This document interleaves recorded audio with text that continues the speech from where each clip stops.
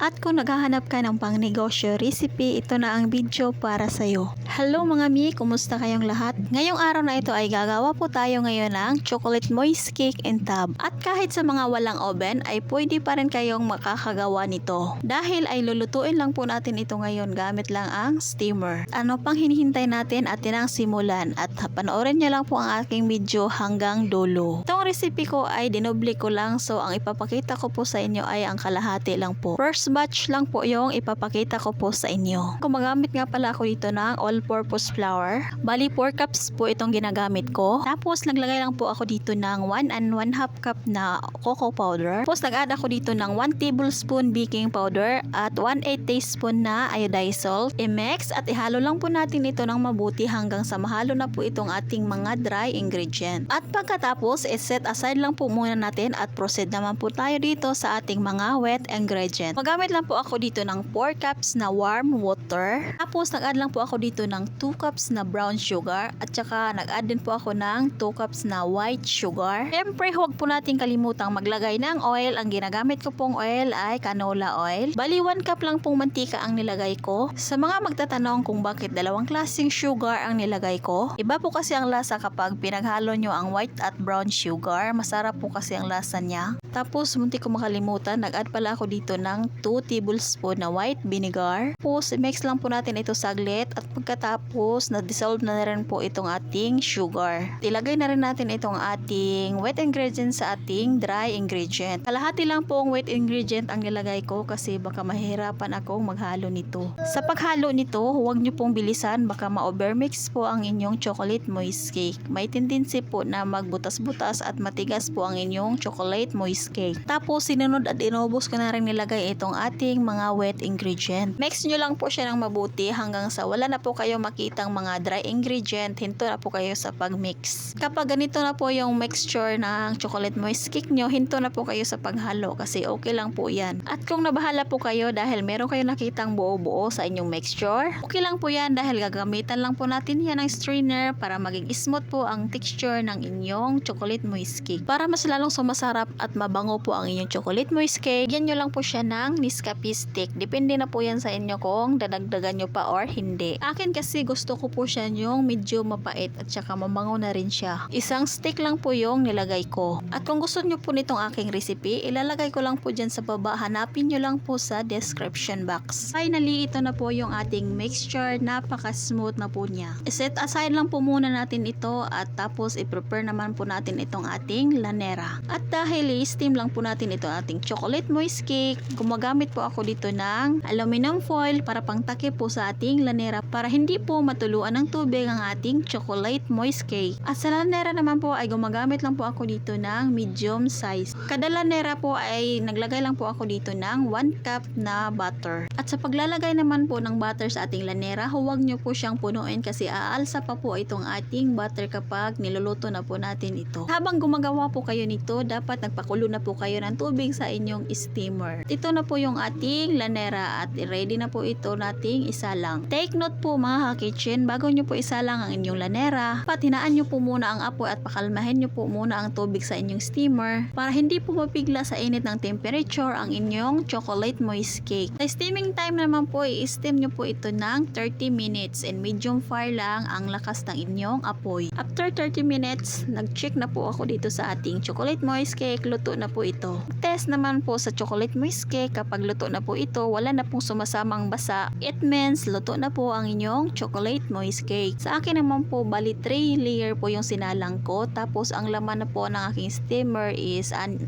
na piraso. Kaya nilagay ko lang po siya sa medium fire kasi madami po yung sinalang ko.